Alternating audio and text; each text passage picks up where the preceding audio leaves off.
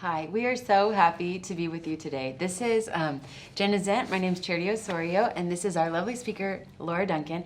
This is going to be a series called Life with Littles Conversations. And Jenna and I and a couple other girls started a group a few years ago for moms with little kids. And due to COVID, we thought we should really take this to a different format and see how we can actually, reach other moms and reach our moms in a way that is easier with all the things that are going on. So this is the beginning of that, and we are super excited about it.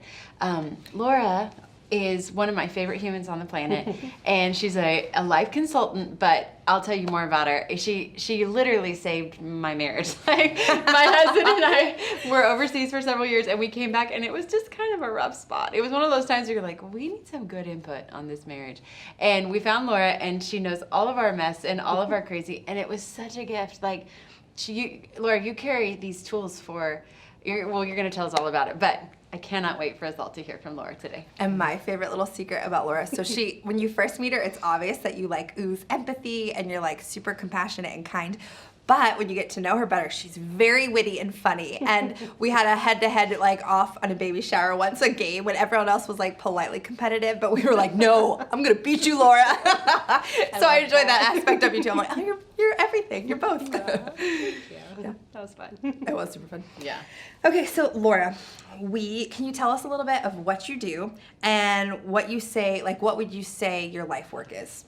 So I call myself a life consultant because I'm not really a coach or a counselor, but I help people figure out their lives kind of like a business consultant would for a business. Mm-hmm. I do for people's lives. So it's less about me doing it for people, and it's more about me helping people identify root issues in their lives for them to be able to walk through. So I give a lot of homework, I give a lot of practical, application, because if my whole thing is if you can't actually translate it into your everyday life with your kids, with your spouse, with your roommates, whoever you're doing life with, then really at the end of the day, you have a great hour that you meet with someone, and then you go home and you live in the same perpetual cycles. Mm-hmm. So I help people get to kind of the root issues that affect them. That's super good. That's so good. I heard someone say that anyone can listen, but the actual putting it into practice is where the growth happens. Yeah. And it's true. I'm like, that was awesome, but what are the nuggets? And you do such a good job of practical takeaways. So we're going to make sure we pin down some practical takeaways for everybody. For sure. So I think one of the things that stood out to me when we started with you was that you were not giving management tools. We've done a lot of different counseling. I mean, I've done counseling way before I got married because I think it's so valuable to be having input and help to just keep growing, Yeah. But so much of the time it can feel like tools are to manage the symptom, almost like a lot of ibuprofen.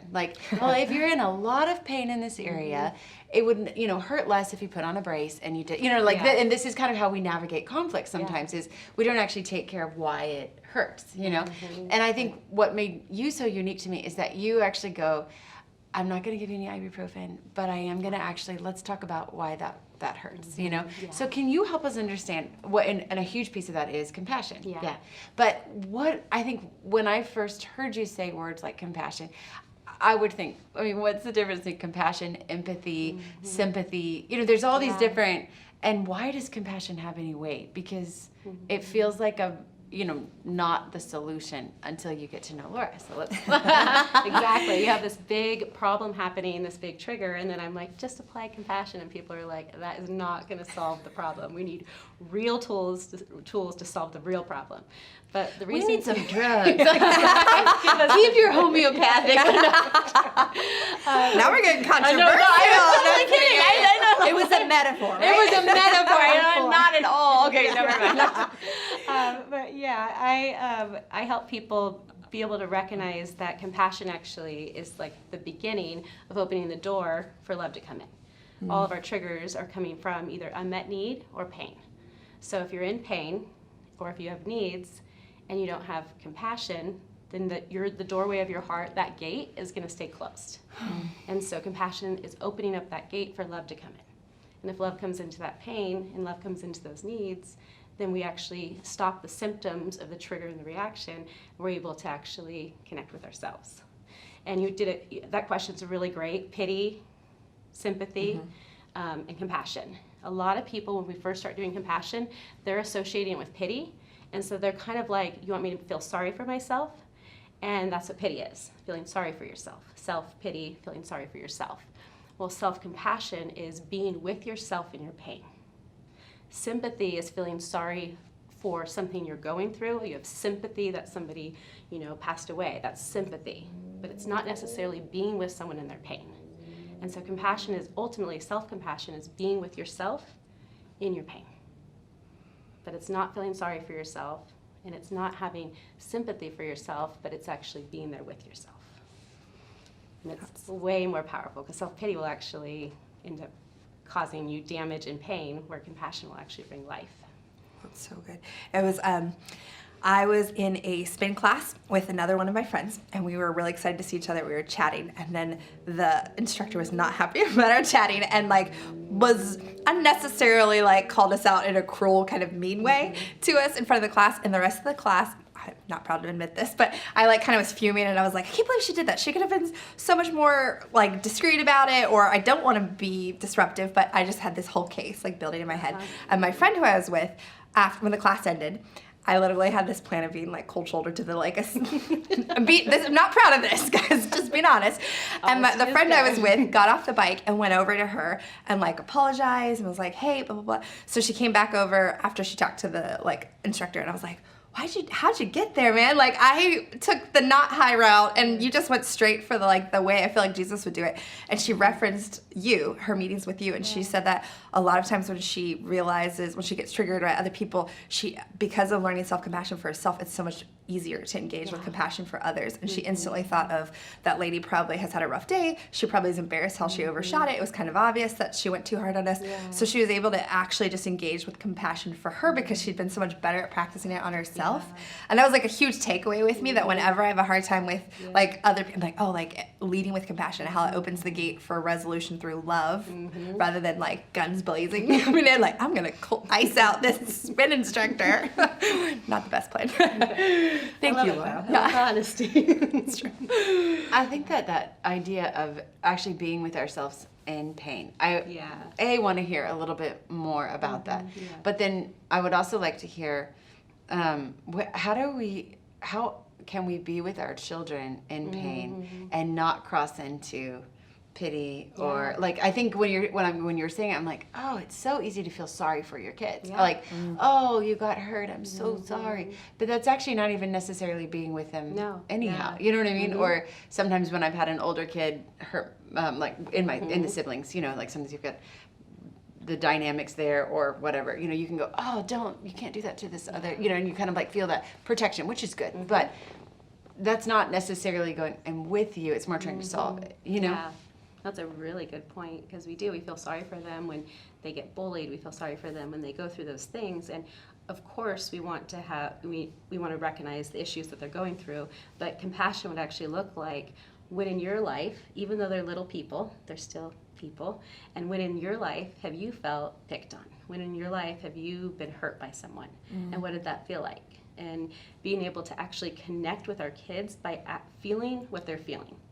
Because they're children, we're adults, we don't always get necessarily what they're feeling, because we don't remember being children, and so we forget what it's like. But you can actually connect with what they're feeling, because you felt it before. So with your siblings, or if you've ever had conflict or anything, you know what it feels like. And then when you come and you're with them in that, now it actually creates a unity and an equality between the siblings that are fighting, because now it's not that child against that child. It's you being actually able to feel feel compassion for that child, and now there's equality in it. And they're not a villain either. Because ultimately, if you feel sorry for one child, you can villainize the other child, even just for that moment. But if it's compassion and being with them, there's no villain in the story. Explain that a little bit more, because I'm like, that's a really good point, because it is true. If there's pity, there's usually a villain. Even if, I feel so sorry for you because of the injustice of whatever. Exactly, yeah. And to take it a step further, so if you have one child that hits another child, you can have compassion for this child because they've been hit, and be able to have empathy for them as well. Empathy is feeling with someone, and compassion is feeling with them and being with them in their pain.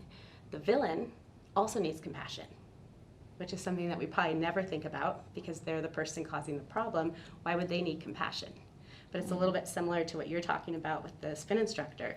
You know, she acted a certain way, but we can actually come in with compassion with the other child and actually be there with them in their pain, because if they were hitting another child, they're in pain too. And so you're having compassion for both, and it teaches the children that there's equality there too. So compassion is really powerful to be with your children in. I do have a practical question of like when I'm trying to apply compassion in the moment to my kiddos, but if they're angry or like triggered, I almost like think of it like a 0 to 10. Yeah. If they're above an 8, it's super like they're just not in their logic nearly brains. impossible. Yeah. Yeah. So what do you do in the holding pattern, or how do you wait until they're back to where they can hear it? Like how do you parent that? Yeah. Is it okay because you guys asked a question because they told me the questions before? Oh, yeah. This actually goes into that Sorry, question. I'm like learning so much. I'm like, yep, I went off script. I know, we're way off Yeah. script, but I'm like, those were a slight guideline, but not a now not we're a like, map. just help us parent our own Yeah. children. Sorry guys, we I might have know, said I know English. we're really pigeonholing into like, and so in this specific session, I'd like to know. Yeah. So you had asked a question about how do we have compassion and still discipline a child, because you're thinking, oh, if I'm just sitting there being compassionate with them and they're doing something wrong and I'm not actually addressing the behavior, then we're gonna have a problem, because they're just gonna be like, oh, mom has so much compassion, I'm just gonna go keep hitting my sibling. And this connects with your question as well. So when your kids get to that high triggered place, when they're probably having bad behavior, because usually triggers lead to bad behavior, we do want to discipline the behavior, but we want to do it connected to the child. So what that looks like, connecting compassion to it, is being able to see and connect with that child and who they really are. So that helps me discipline behavior and not child. But if I'm not with my child and what they're feeling and in their pain and who they're created to be, and I'm not connected to their true self, then I'm going to be actually disciplining the child, not their behavior. And we're not meant to discipline a child. So that's why we can actually have compassion on the child and take care and be strict and, you know, follow through and whatever form of, you know, discipline that you do with your children, because I've separated the child from the behavior. And that's why compassion is really powerful, because it says, I'm with you in your pain. We're going to take care of your behavior because it's actually hurting you, and I love you so much that I don't want this behavior to hurt you or hurt others. But I'm going to stay with you all the way through. When they're in that triggered state, you can't necessarily always change their behavior because their brain is not working correctly, but you can always be with them. But that takes you being with yourself, because you can't be with your child until you've been with yourself. And that's the challenge in parenting, is we want the child to stop behaving that way so we can be okay, which is actually a codependency with our kids, because it's saying, I'm not okay if you're not okay. And I need to discipline this behavior and stop it so I can be okay. The child wasn't part of that situation at all. That was me not being okay, trying to make the child okay. And so we just lost relationship and connection trying to be okay by the behavior change, but not being okay with the child. So it's a huge difference in parenting and a huge difference in discipline as well, because you're actually with them. That was a microphone drop line. I know, I'm like, uh-oh. Codependent, you're like, Here. yeah, that's Okay, true. yeah. So we're gonna go work it out. You keep talking it. Okay. Yeah. Okay, so I just want to backtrack a tiny bit on that. So the child is misbehaving.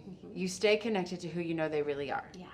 And that, how would you say, if there's like 2 tips to do that, how do you do that? Real practical. I would, ahead of time, before the trigger, I'd write out like your top 5 things you see that child to be. That child's creative, that child is kind, that child is giving, that child is whatever you see as main characteristics of them. So as they are acting contrary to that list, you're in your mindset, that's what you're seeing. They are kind, they are generous, they are loving. And so inside, this is what's happening. I'm not declaring it, I'm not trying to get them to see who they are. I need to see who they are in order to parent them. Okay. And so that's what I would recommend doing ahead of time. In the moment of trigger, when your kid is acting like that, the probability of you being able to instantly go to that list is going to be like nil. You're going to be like, it's not true. Look how they're acting. So being able to see it ahead of time. Okay, and how are we with ourselves before we're with them? It's a really good question. So it's saying, why does it bother you when your children have bad behavior? If I asked you, and I asked you, and I asked myself, we don't Or and I have a have different this fight story. all the time. She's like, that's not who they really are. I'm like, they're really terrible. She's like, it's not who they actually are. I'm like, but they've convinced all of us. They're really good at faking They're it. really, so like, I'm so confused because it's been such a good fake job that like, now I don't know, you know? You want to see a video? I'm like, I'll show you. It's I approve. So bad. That's so true. That's Okay, good. so sorry. So you're totally fine. I love it. But being able to find out, why does it bother you? Why does bad behavior bother us? Because if I asked each of you, you tell me a different story. Why it bothers you is different. It's coming from ultimately your childhood. You know, whatever home we were raised in, whatever our parents' standards were about throwing fits, about whining, about misbehaving, hurting people. We think there's just these like golden rules of parenting, but ultimately it's really different for all of us. You know, why does it bother us? And once you figured out why it bothers you and brought compassion to yourself, because you're being triggered when your child's being triggered, then you can be at peace with them throwing fits and recognize it's okay. Those fits are not the end of the world. But if I'm a parent in a triggered state, those fits are the end of the world. It's never going to stop. It's always going to be this way, especially if you have a stubborn child or you have a strong-willed child.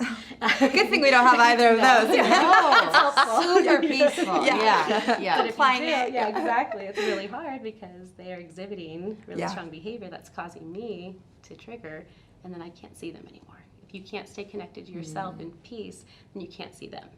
And one of the things I have like a goal for people is to practice taking care of yourself, finding out why it bothers you, bringing compassion to it, and then being okay. And okay means clear-minded, tender-hearted, at peace. One more time. Clear-minded, tender-hearted, at peace. Okay. So if my mind's clear, I know what to do when my child's throwing a fit.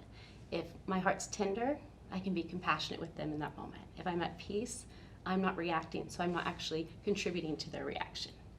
If we kind of could videotape both ourselves and our child. So glad that hasn't happened yet. Yeah, no, seriously. But if we did, we would see two stories going on. We would see a parent in their triggered state, and we'd see a child in their triggered state that are interacting and reacting with That's such a good mental picture, too, to think about yourself, because you think about it just being the child, but the idea of it being filmed, you're like, oh, yeah, what would I look like on film? yeah, we would be triggered. Yeah. Even if we were being calm and doing it the right way, and you could see it by your body language, by the clenching, by, you know, just those, we're giving our children the same feeling that they're feeling inside of them when we're triggered. And we want to give them peace. We want to give them a tender heart. We want to give them a clear mind. And so when I'm okay, I help them be okay themselves. Okay, so recap again how we take care of ourselves first, or how we are with ourselves first. Because it really is the key. I used to think parenting was like 90% the kid, and if we could just get that kid to do well, we would do well, but it's the parent. I mean, I do feel like I do better when they do well. I'm not gonna lie. I'm like, It does that was help. real great. Okay, Yeah. good. Look at how awesome I'm doing. You're like, oh, wait, no. It does help. So being okay is being able to recognize what your reactions and your triggers are. What are you feeling in those moments? Even down to physical things. Like I said, sometimes we're like clenching. Sometimes we're like, you know, we have a look on our face or our countenance that is different, is telling them a certain message. So what is your body language saying? You know, what are you feeling? What is your thoughts going through your brain? Like I used that example of it's never gonna change.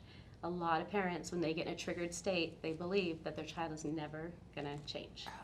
That's a trigger.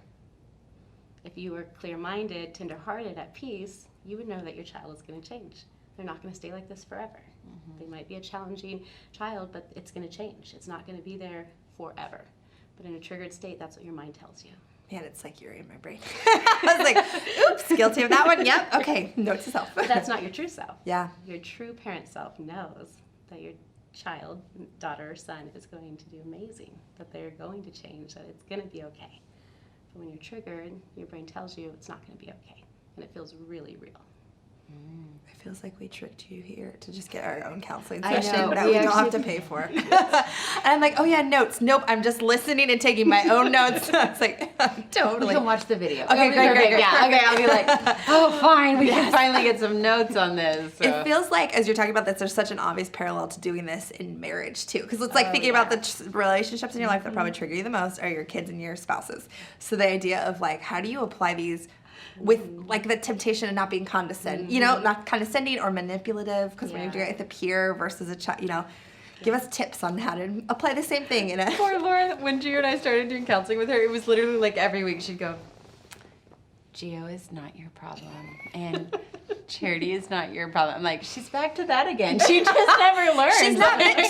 I know, she's really totally missing the point. Like, are you listening? I'm Because like, he gosh, is. yeah, I mean, obviously, like to both of us, just every week. They are not your problem. I'm like, so the evidence is against that. You have really good evidence too. Both of you do. You're like, look. Yeah, no, we're both like evidence producers. Oh, yeah. I'm like, and so my case, and he's like, and my case. I'm like, see, we could have been lawyers, but we are not. You know, no. That's so funny. So How do you apply it? That's really good. Help us. Into the marriages. So I totally get the condescending thing where sometimes you apply parenting tools to spouses. It's innocent. Yeah. You know, I do innocently do it, but I hear myself and I watch my husband like, that didn't go well. Yeah, exactly. giving choices. Yeah, I'm like, ooh, I Did you mentioned like obviously, A or but- B? Do you want to help me do the dishes or the laundry right now? It's real Yeah, good. exactly. So it sometimes doesn't translate, but this actually does translate into marriage for sure. So marriage and children are our biggest triggers because they're the closest to us. They're the ones that press on our pain the most. Ooh. Other people we can keep at a distance so they don't get close to our pain. The only reason that we trigger from our kids and our spouses is because they're that close to our pain. If the pain wasn't there, we wouldn't trigger. And so when we're in marriages, which directly affects our parenting as well, we want to be able to see them for who they really are, even when they're triggered. Same exact thing as parenting. So if you're in conflict with your spouse and you're able to actually see them for who they are, it's going to change your connection from behavior to person. Most people have an emotional attachment to people's behavior. So we're actually having a relationship with behavior. If they do good, we come close. If they do bad, we push away. Hearing that with your spouse, it's like another level of, oh, you're right. Yeah, and our intimacy level and our connection level is based on what they do good or what they do bad. We don't have an emotional attachment to person specifically in triggered moments or in times where we have disagreements. But our goal is actually to be with them even if their behavior is bad. And that's the thing that separates us in marriage, causes us to feel alone, causes us to feel like we have to do it all on our own, because we aren't able to see them and be with them in the moment. Imagine being with your spouse, even if they are the person that you think is the conflict. That's why when she jokes around and says, it's not Gio, it's not Charity, it's because I'm saying it's not about them, it's about what's going on inside of you. And if you can connect with that, then you can connect with them. And obviously, as we're talking here in a calm setting with no children running around and no spouse, conflict, it's easy to say that.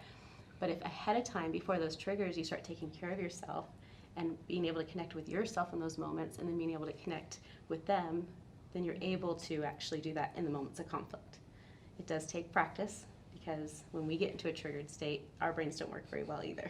So We're only slightly more involved than our children. just about this much. They're at a 10 and we're at like a 9.5. You're like, but we had the half point on your Yeah, nose. we do.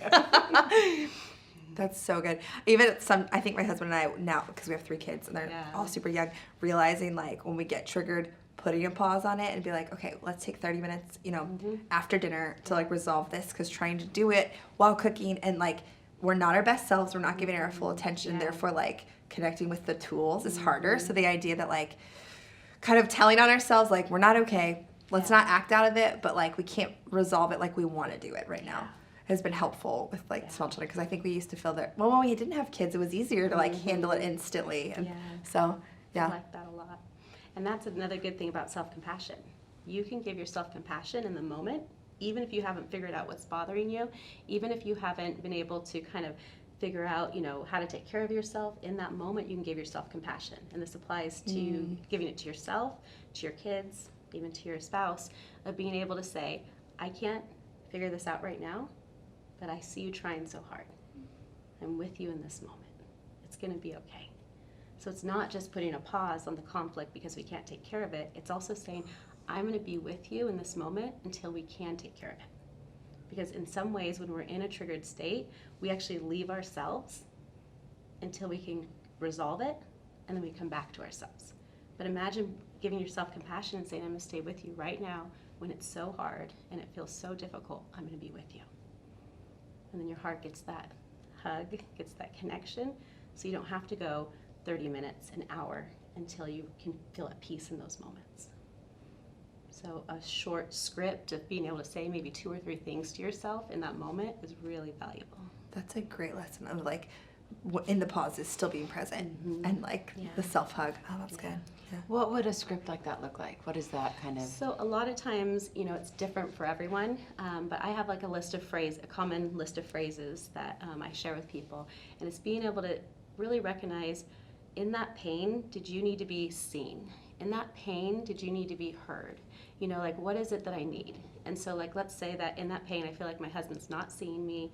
He doesn't recognize everything I did all day. I feel really, I'm sorry, it's like you're reading my mail. Sometimes I'm like, okay, Laura, were you at my house and I didn't see you? But continue. I shouldn't have. peeking around. Yeah, that's okay. Yeah. So taking notes about my own script that you're giving me. Yeah, exactly. So you feel like you're not seen. So you're waiting for him to see you for you to be okay.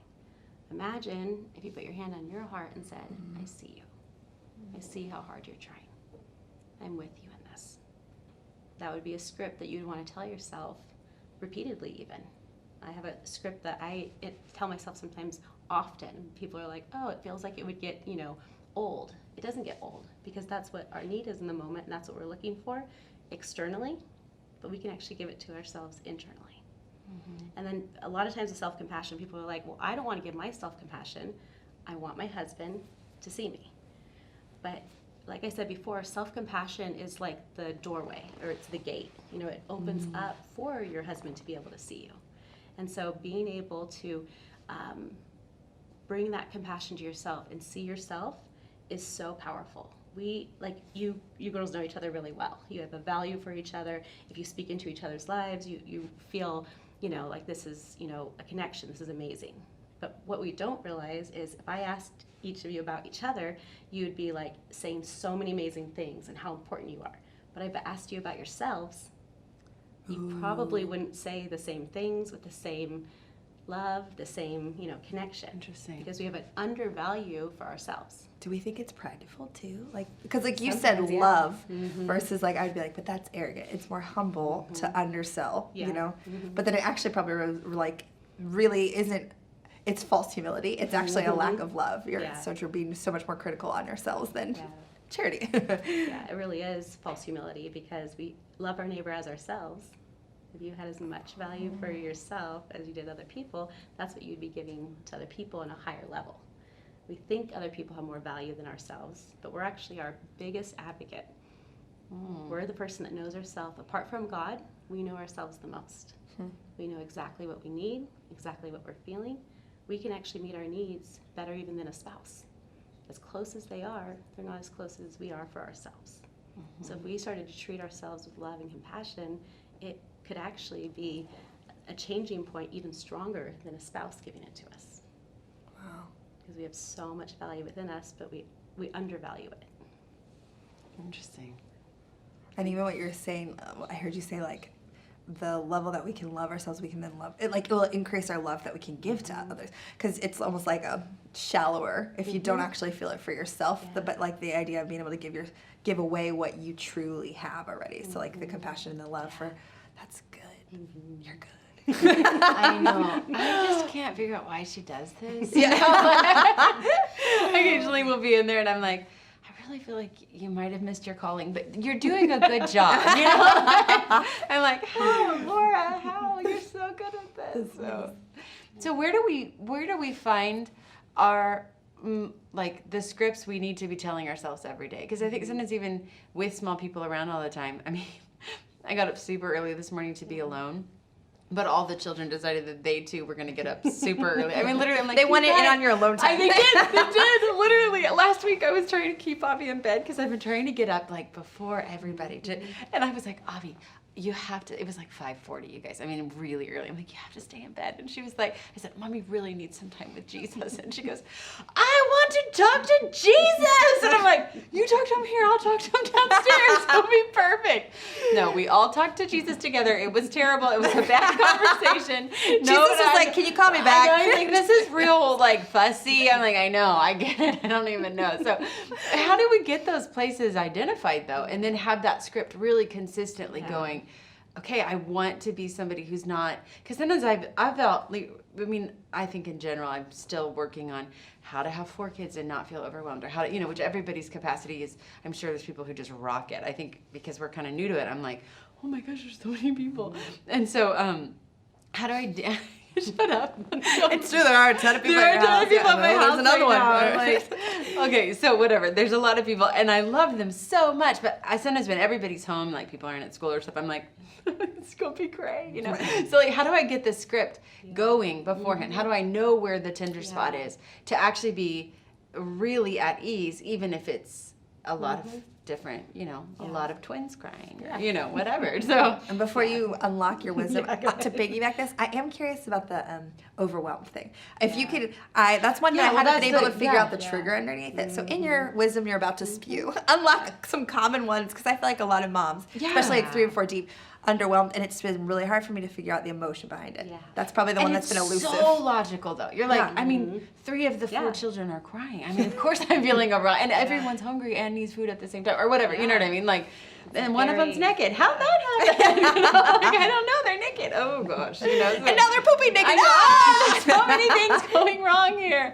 So I'm like, I know that overwhelmed is my personal favorite, but it feels really like the case is strong for overwhelmed, So lawyer Charity is back out. Can you help her connect with I feel like overwhelmed is the logical conclusion in my situation. I really like that, because overwhelmed would probably be one of the main characteristics that parents, moms and dads would say. That's a really good one. So overwhelmed. Under it. Oh, I was like, what? Yeah, got it. I'm like, the trigger underneath it. A new type of overwhelmed, because I'm probably doing. You should be overwhelmed. Yeah, definitely. So once we feel overwhelmed is a reaction emotion. Even though it feels very legitimate, it feels very logical, it's actually a reaction emotion. And so that reaction emotion always has a soft emotion underneath it. And it's always going to be one of 3 things, to make it really simple. Yes, because I know, because it feels really complicated. So we have overwhelmed, and then under overwhelmed is going to be sad, scared, or lonely. And so I was like, lonely. That's feeling familiar.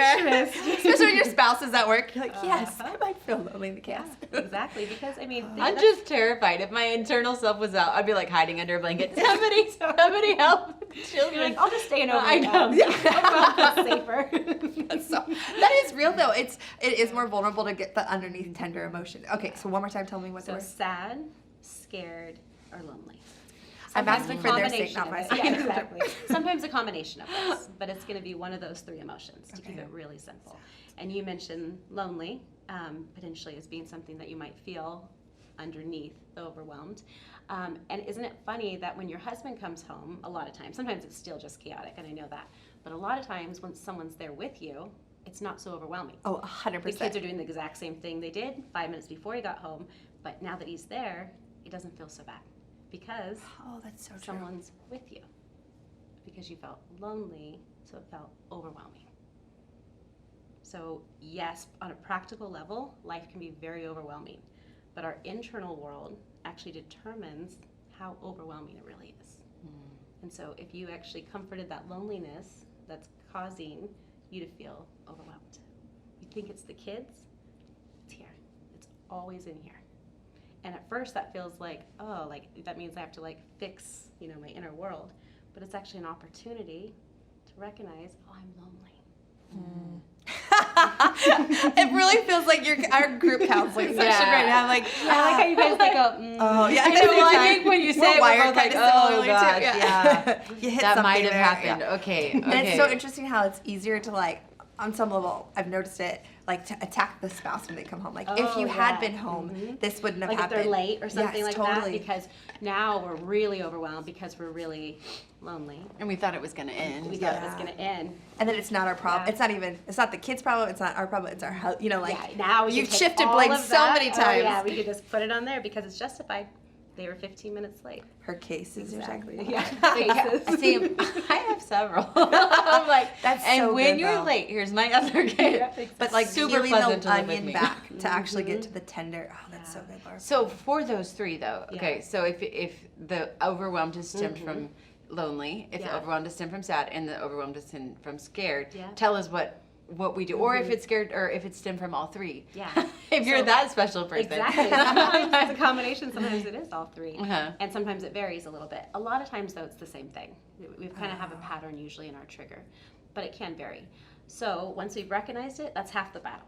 You know how, like, it's that time of the month, I don't know if I'm allowed to say this, but you know, you don't know it because you haven't been aware of it, and you're just feeling like you're going crazy, you feel like everything's super out of control, and all of a sudden you're like, oh, I'm starting my period. Like, all of a sudden you're like, the world is right, everything's okay, I'm not crazy anymore. And it could be literally like a minute later, you know, a minute before you're crazy, and then you recognize it, and you're like, oh, I'm good. So that's kind of how awareness works with understanding what's behind the trigger. All of a sudden I'm like, oh, that big overwhelm just got a lot smaller. I'm lonely. And then we want to take care of it. So that could be calling a friend, that could be reaching out to someone. But we want to recognize that lonely probably has been with us for a long time.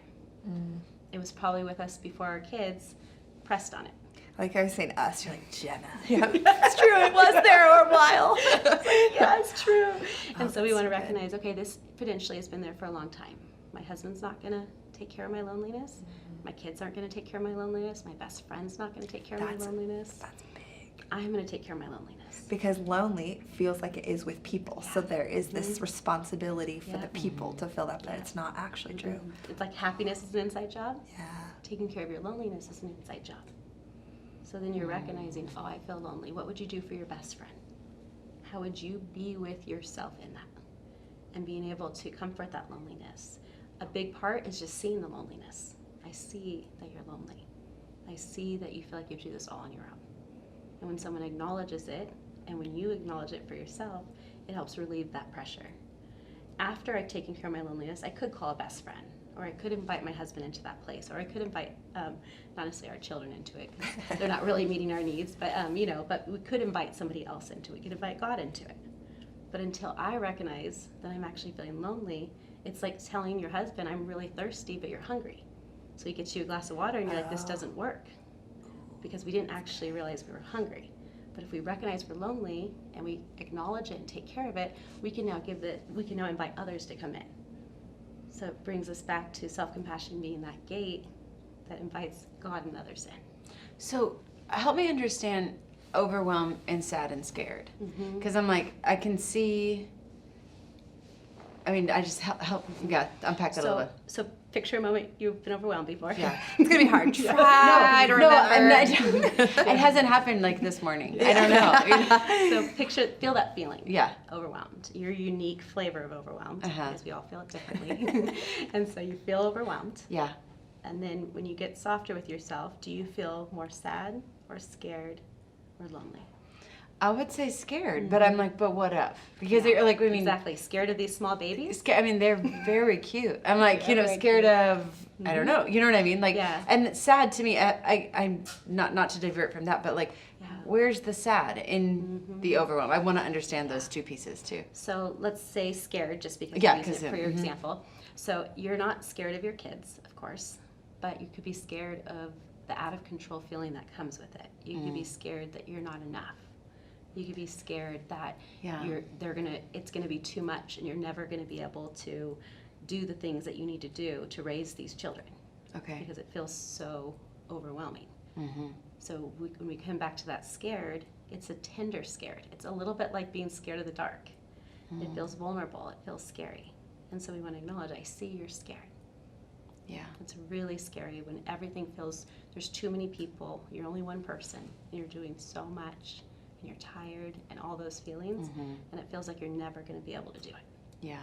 And then when you comfort that scared, all of a sudden you're like, oh, I can do this. Yeah. Because that scared is no longer motivating or showing you that you're so overwhelmed. Okay. And it feels irrational because you don't feel like you're scared of the kids, but you are scared. Yeah. And so what's a script, like if there was like a 2-phrase script for lonely, a 2-phrase script for sad, a 2-phrase script for fear, what would it be? Because you can recognize it, but then how do you? Yeah, so I would say when you're scared, one of the biggest things is you don't feel like you're going to be enough. Okay. So it would be saying like, I see you are enough. Who you are is enough. It can be, I see you trying so hard. You can say, I can see you care so much. So you're acknowledging the franticness underneath it, and you're saying like, it's ultimately, I see you in this. That's what we're looking for. Hearing, seeing in that. Yeah, so for compassion, and would be helpful if it's okay, maybe I can just help walk people through some of the compassion phrases. And then that way people can pick their own. Yeah. So then when you can pause this, connect with your overwhelmed or you're sad or you're scared. And or write you're it down lonely, so you can and reference write it down, again. exactly, Yeah. because this will be a practical kind of homework thing that people can do with this. So if it's okay, I'll just kind of share with people about self-compassion. So I have a list of compassion phrases. So what I want you to do is, since you've already paused it, or even while we've been talking, you've connected with you feeling sad or you feeling scared or lonely, what I want you to do is put your hand on your heart. Not that this is like the formula, but when we put our hand on our heart, it's helping us connect with those softer emotions. And so I'm going to go through that list with you, and I want you to pick the ones that your heart needs to hear. So I see you trying so hard. And just how I'm doing it with you, try to pause with it. Try to meditate on it. We're not just going to go through it super fast because we're trying to fix the scared. We're being with the scared. And being with the scared means that we actually need to pause and be with. So just pause for a moment.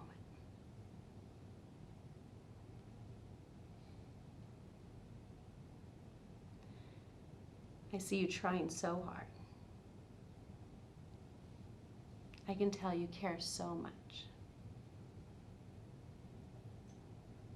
Take all the time you need. I'll stay with you until you feel safe. It's going to be okay. I'm sorry you feel so scared. I'm sorry you feel alone. I'm sorry you feel sad. I don't see you as broken. I don't want to get rid of you. I see you. And I enjoy you.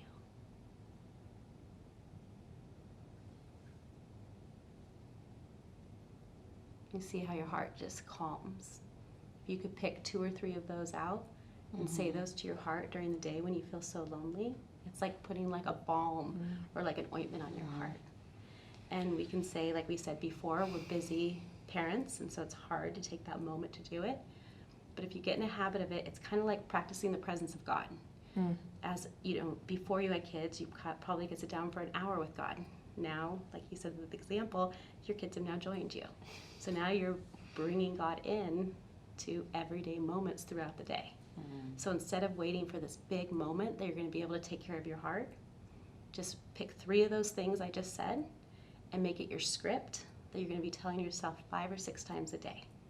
If you did that for 2 or 3 days, just speaking that compassion to your heart, you would feel that franticness start subsiding naturally.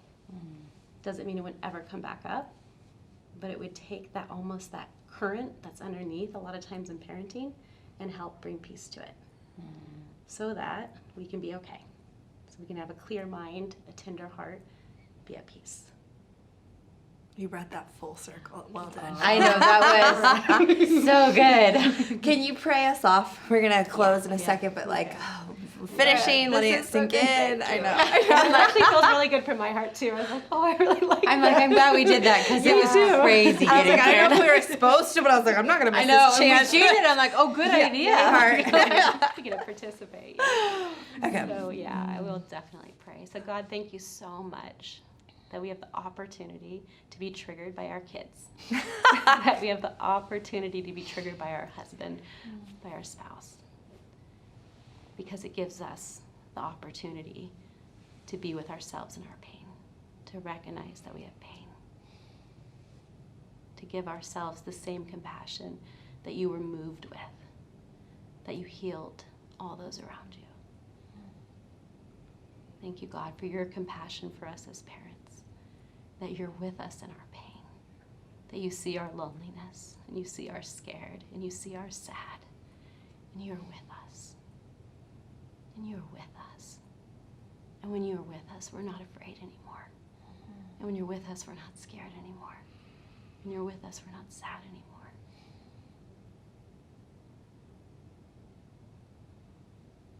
Thank you for being with us. And help us be with ourselves so we can be with you. Amen.